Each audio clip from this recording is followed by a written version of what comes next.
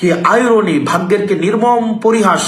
আজকে জনাব তারেক জিয়া তাদের যেই নেতাকর্মী রয়েছে, যারা গুম হয়েছে, আহত হয়েছে, নির্যাতিত হয়েছে, নিপীড়িত হয়েছে, তাদের রক্তের উপরে দাঁড়িয়ে তাদের হত্যাকাণ্ডের, তাদের গুমের, তাদের নির্যাতনের, তাদের নিপীড়নের যেসব মিডিয়া বৈধতা উৎপাদন করেছে, সেসব মিডিয়া মালিকদেরকে একদম উষ্ণ অভ্যর্থনা জানাচ্ছেন। আসলে আমরা বিএনপিকে এই জায়গায় আপনি দেখবেন যে বিএনপির আমি আমার এলাকার কথাই বলতে পারি, যে যারা গত 1.5 দশকের বেশি সময় ধরে যারা রাস্তায় শ্রম দিয়েছে, ঘাম দিয়েছে, রাস্তায় হরতাল সফল করার জন্য রাস্তায় নেমে এসছে, তাদেরকে আমরা দেখেছি এখন কিভাবে অপাঙ্ক্তেয় ঘোষণা করা হয়েছে, তাদেরকে কিভাবে বিএনপি থেকে মাইনাস করা হচ্ছে। অথচ আমরা দেখছি 5 আগস্টের পরবর্তী সময়ে যারা বিএনপিকে একটা রাজনৈতিক দল হিসেবে বিবেচনা করেছে, বিএনপিকে যারা হত্যাযোগ্য করে তুলেছে, যেসব মিডিয়া বিএনপিকে সন্ত্রাস, আগুন সন্ত্রাস হিসেবে বিবেচনা করেছে, সময় টেলিভিশন এবং 71 টেলিভিশনের মতো টেলিভিশনের মালিকদেরকে আমরা যখন দেখি জনাব তারেক যে উষ্ণ অভ্যর্থনা দিচ্ছেন, সেটি আসলে আমি কিভাবে নেই সেটা মুখ্য না। বিএনপির নেতাকর্মীরা যারা দীর্ঘ 1.5 দশকের বেশি সময় ধরে যারা এই গণতন্ত্রের জন্য লড়াই সংগ্রাম করেছে, তারা কিভাবে নেয় আসলে সেটি প্রশ্নবিদ্ধ। এবং আমরা দেখতে পাচ্ছি, এবং নির্বাচনের আগেই এই ব্যবসায়িক নেক্সাস, যে মিডিয়া মাফিয়া এবং যে প্রশাসন যেভাবে তারেক জিয়াকে মাফিয়া বানানোর যে চক্রান্ত করছে, তারা বিএনপি থেকে এখন বড় বিএনপি হয়ে উঠছে। এবং এটি আশঙ্কাজনক এবং এভাবেই একটা ফেসিস্ট উৎপাদন হয়।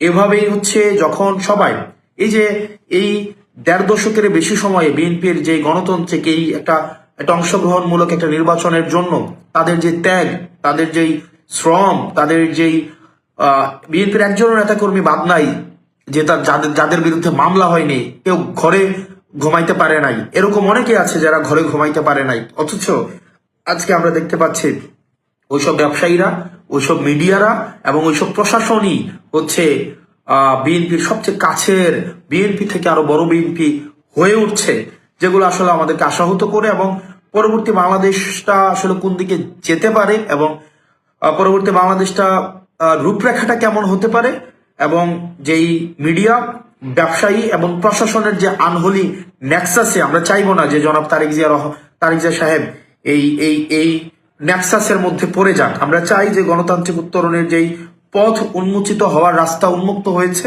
সেটি প্রসারিত হোক। আমরা চাই না এই আনহোলি নেক্সাসের মধ্যে পড়ে আবার বাংলাদেশ আবার পশ্চাৎপদ কোন একটা যাত্রা করুক। অপরদিকে দেখবেন অন্যদিকে কারা আছে, দেখবেন মাটি কাটার সাথে যারা জড়িত, মাটিখুর, যারা চাঁদাবাজ, যারা মামলাবাজ, যারা দীর্ঘ 1.5 দশকের বেশি সময় ধরে যারা সিএনজি স্ট্যান্ড দখল করেছে, যারা অ্যাম্বুলেন্সের টাকা খায়, যারা জমি দখল করে, যাদের মনে ইতিমধ্যেই ভয় ঢুকে গিয়েছে, যারা ঋণ খেলাপি, যারা রাষ্ট্রের অর্থ মেরে দিয়েছে, যারা রাষ্ট্রের অর্থ বছরের পর বছর রাষ্ট্রের অর্থ যারা দিচ্ছে না, ওইসব মানুষ একটা পক্ষে রয়েছে। তো আপনাদের কাছে উদাত্ত আহ্বান জানাবো, আমরা আমাদের এই লড়াই অব্যাহত রাখবো। আর যারা দেবিদ্বারবাসী, যারা আপনারা কাকে নির্বাচিত করবেন তার অর্থের উৎস সম্পর্কে আপনার জানা উচিত। আমার অর্থের উৎস আপনারা জানার জন্য, আমি কোন জায়গা থেকে আমি ইনকাম করি সেটা জানার জন্য আপনারা আপনাদের মোবাইল থেকে আপনারা গুগলে সার্চ করবেন www.acs.com, acs.com দিলে আপনি সার্চ করলে আপনি পেয়ে যাবেন, অথবা SOE.com দিয়ে আপনি সার্চ করলে স্কুল অফ এক্সিলেন্স সার্চ করলে আপনারা পেয়ে যাবেন। আমার ওখানেই এই বছরের যে আয় হয়েছে সেটি আপনারা দেখতে পারবেন। আমি আমার রিটার্ন জমা দিয়েছি, আপনারা সেটিও চাইলে দেখতে পারবেন। এবং আপনারা ইউটিউবে যদি সার্চ করেন, যে আমার ক্লাস লিখে সার্চ করেন, সেখানেও আমার ক্লাস পেয়ে যাবেন। এবং সেখানে কোর্সের অ্যাডভার্টাইজ করা আছে, সেটিও আপনারা পেয়ে যাবেন। সেটি দিবালোকের মতো স্পষ্ট এবং স্বচ্ছ। তবে একটা অংশ লিখতেও পারে না, একটা অংশ আছে যারা 2 লাইন বাংলাও লিখতে পারে না, 2 লাইন ইংরেজিও লিখতে পারে না, তারা অবশ্যই এগুলো দেখতে পারবে না। কারণ তারা জীবিকা নির্বাহ করে নদীর মাটি কেটে, যারা জীবিকা প্রত্যেকদিন বর্ডারে যায় ইয়াবা সেবন করতে, এবং নেতার সাথে বসে যারা মাদক সেবন করে, এদের এই যে একটা বুদ্ধিবৃত্তিক যে যতটুকু প্রয়োজন, যে এইটা বোঝার জন্য, এটা একটা পেজ ইংরেজিতে পড়ার জন্য যতটুকু সামর্থ্যের প্রয়োজন, তাদের নেতাকর্মীদের এই জায়গাটা নেই। তো আমি আপনাদেরকে বলবো, আমাদের নেতাকর্মীদেরকে বলবেন, আপনাদেরকে পড়ে শোনাই দিবে কিভাবে আসলে এই যে অর্থের উৎসটা আপনাদেরকে শোনাই দিবে। যদি না বুঝেন তাহলে বাংলায় এটাকে ট্রান্সলেট করে দিবে, তাহলে যেন আপনাদের বুঝতে সুবিধা হয়। এবং এখানে আপনারা যারা আছেন কাঁচা বাজার দখল করেছেন, যারা হচ্ছে নিজের পেশা নাই, নিজের নির্দিষ্ট কোনো পেশা নাই, যাদের পেশাই হচ্ছে আরেকজনের জমি দখল করা, যারা তাদেরকে দেবিদ্বারবাসী আবার প্রতিহত করবে, দেবিদ্বারবাসী প্রতিহত করবে। এবং মাথায় রাখুন, আপনার দল আপনাকে প্রতিহত করবে।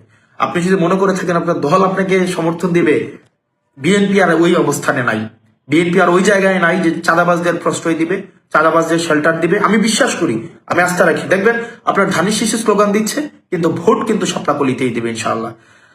তো আমরা চাই, আমরা যারা সংস্কারের পক্ষে আমরা যে জোট অবস্থান নিয়েছি, আমরা আগ্রাসন বিরোধিতার প্রশ্নে যে জোট অবস্থান নিয়েছি, দুর্নীতি বিরোধিতার প্রশ্নে আমরা যে জোট অবস্থান নিয়েছি, আমরা সেই জোট আমরা আমাদের কার্যক্রম অব্যাহত রাখবো। একই সাথে সাথে এই নির্বাচনে দুইটা হচ্ছে পক্ষ ভাগ হয়ে গিয়েছে, একটা হচ্ছে গোলামীর জোট, একটা হচ্ছে আজাদির জোট। আমরা আপনাদের কাছে প্রত্যাশা করব এবং আপনাদের কাছে আহ্বান জানাবো, যারা দুর্নীতির বিরুদ্ধে যারা অবস্থান নিবে আপনারা তাদেরকে সমর্থন দিন, যারা আগ্রাসন বিরোধিতার প্রশ্নে যারা অবস্থান নিবে আপনারা তাদেরকে সমর্থন দিন, যারা হচ্ছে বিদেশি আধিপত্যের বিরুদ্ধে অবস্থান নিবে আপনারা তাদেরকে সমর্থন দিন, যারা এই সংস্কারের পক্ষে, যারা আধিপত্যবাদের বিরুদ্ধে অবস্থান নিবে আপনারা তাদেরকে আপনারা সমর্থন দিন। আগ্রাসন বিরোধিতার বিপক্ষে যারা অবস্থান নেবে, আগ্রাসন বিরোধিতার যারা করবে আপনারা তাদেরকে সমর্থন দিন। এবং দিন শেষে আমাদের বহুল কাঙ্ক্ষিত জুলাইয়ের পরবর্তীতে আমাদের যে বহুল কাঙ্ক্ষিত আমাদের যে সংস্কার, আমরা সংস্কারের পথে হাঁটছি, সেদিকে যারা বাস্তবায়নের প্রতিশ্রুতি দিবে আপনারা তাদের পক্ষে নেন। বিষয়টি এমন না যে আপনারা আমাকে নির্বাচিত না করলে আপনাদের সাথে আমাদের সম্পর্কের কোনো ধরনের টানাপোড়েন ঘটবে। আপনাদের সাথে আমার যে সম্পর্ক সেটা রাজনৈতিক সম্পর্ক না, সেই সম্পর্কটি হচ্ছে হৃদ্যতার সম্পর্ক, আত্মার সম্পর্ক, আন্তরিকতার সম্পর্ক। এবং আমি বিশ্বাস করি আমাকেও আপনারা সেভাবেই দেখেন।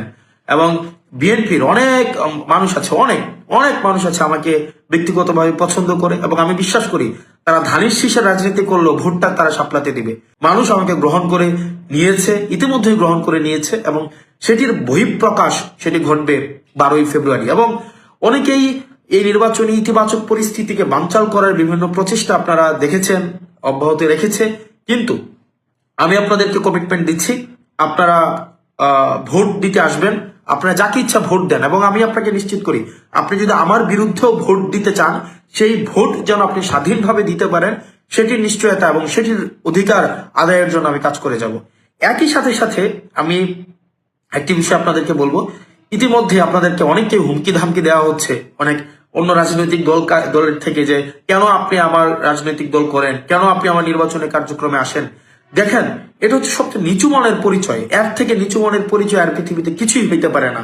হুমকি ধামকি দেওয়া অর্থাৎ আপনার যদি আমি আপনাকে ফোন দিয়ে বলতেই হয় যে কেন আপনি অন্য রাজনৈতিক দলে গেলেন, এর থেকে নিজেকে ছোট করা, এর থেকে আর কিছুই হইতে পারে না। আমি আপনার সন্তান, আমি আপনাদেরকে নিয়ে আমি নির্বাচন করতে চাই। এবং আমি সেজন্যই সকলকে অনুরোধ করব, দলমত নির্বিশেষে আমাদের মধ্যে মত পার্থক্য থাকবে, কিন্তু আমরা যদি চেষ্টা করি তাহলে সেই মত পার্থক্যের মধ্যে রেখে আলোচনার মাধ্যমে সেটির অনেক সমস্যার সমাধান হয়তো আমরা বের করে আনতে সক্ষম হব।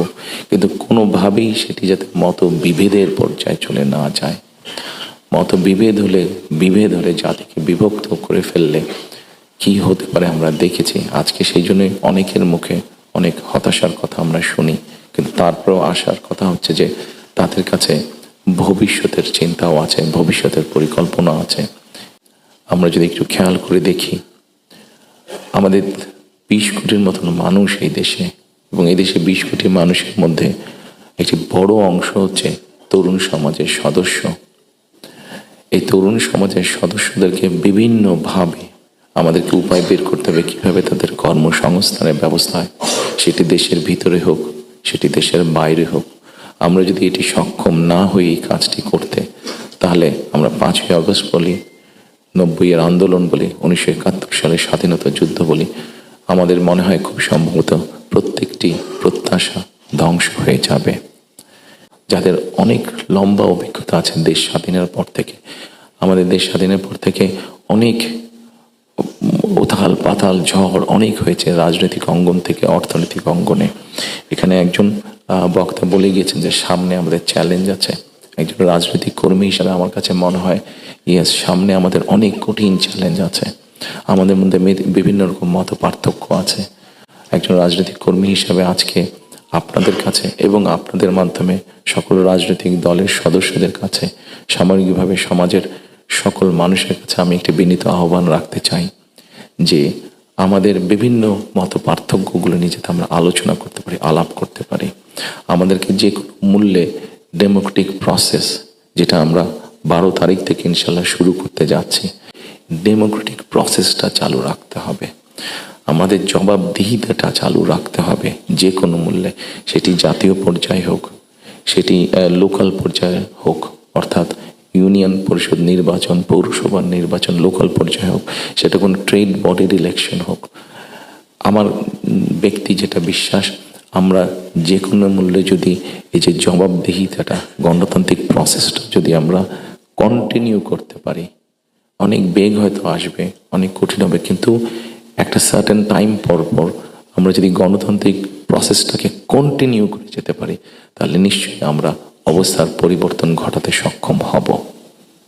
এবং আরেকটি কথা, কাউকে আঘাত না করিয়ে আমি বলতে চাইছি, কোনো রাজনৈতিক দলের নেতা সদস্য কাউকে আমি আঘাত করতে চাইছি না। আমি আমার চিন্তাটা শুধু ওনাদের সামনে তুলে ধরতে চাইছি যে আসুন আমরা দেশের মানুষের শিক্ষা, দেশের মানুষের স্বাস্থ্য, দেশের নারীদের অধিকার, এম্পাওয়ারমেন্ট, কর্মসংস্থান, পরিবেশ, সব কিছু মিলিয়ে এই যে বিষয়গুলো, যেটি একটি সাধারণ মানুষের জন্য প্রযোজ্য, আমরা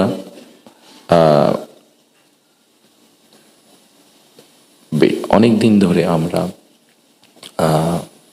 শব্দটা কি আমাদের রিফর্ম, শব্দটা মনে করতে পারি, সংস্কার, রিফর্ম, যে বিষয়গুলি নিয়ে আমরা আলোচনা করেছি, আপনারা যদি একটু খেয়াল করে দেখেন, এই রিফর্মের মধ্যে আমার কাছে মনে হয়েছে যে 3টি পার্ট আছে। একটি হচ্ছে সাংবিধানিক পার্ট, একটি হচ্ছে আইনগত পার্ট, এবং আরেকটি হচ্ছে মানুষের প্রতিদিনের জীবনযাত্রা, নিরাপত্তা, তাদের সিকিউরিটি, সব কিছু নিয়ে একটি পার্ট আছে। আমরা সাংবিধানিক বিষয় নিয়ে আলোচনা করেছি, আইনগত বিষয় নিয়ে আলোচনা করেছি। আমার মনে হয় মানুষের প্রতিদিনকার প্রত্যেকটি মানুষ, সকল সমাজের প্রত্যেকটি শ্রেণী পেশার মানুষ, তাদের প্রতিদিনকার যে চাওয়া পাওয়াগুলা, প্রয়োজনগুলো, সেটা নিয়ে বোধহয় আমরা আলাপ আলোচনা একটু কম করেছি। আমার কাছে মনে হয় সেই বিষয়গুলি নিয়ে বোধহয় আলোচনা করা উচিত। সেই বিষয়গুলি নিয়ে বোধহয় প্রত্যেকটি রাজনৈতিক দলের আলোচনা করা উচিত। আমরা শুধু রাজনৈতিক বিষয় নিয়ে সেমিনার করছি, সিম্পোজিয়াম করছি, আলোচনা করছি, তর্ক বিতর্ক করছি, অবশ্যই ওগুলো প্রয়োজন আছে, কিন্তু অ্যাট দ্য সেম টাইম আমরা যদি মানুষের প্রতিদিনকার তার চিকিৎসা ব্যবস্থা কী হবে, তার কর্মসংস্থান কী হবে, তার পরিবারের সন্তানদের শিক্ষা ব্যবস্থা কী হবে, তার রাস্তায় বের হলে নিরাপদে সে ফিরে আসতে পারবে কিনা, এইরকম বিষয় যেগুলো আছে, এই বিষয়গুলো নিয়েও বোধহয় আমাদের আলোচনা আরও একটু বেশি হওয়া উচিত। এই বিষয়গুলো নিয়ে বোধহয় আমাদের প্ল্যান প্রোগ্রাম আরও একটু বেশি হওয়া উচিত। এই পলিসিগুলো নিয়ে বোধহয় আমাদের চিন্তা ভাবনা আরও একটু বেশি হওয়া উচিত। সামনে নির্বাচন, আমি একটি রাজনৈতিক দলের সদস্য, স্বাভাবিকভাবেই আমরা 22 তারিখ থেকে আমাদের সকল রকম পরিকল্পনা নিয়ে জনগণের সামনে যাব।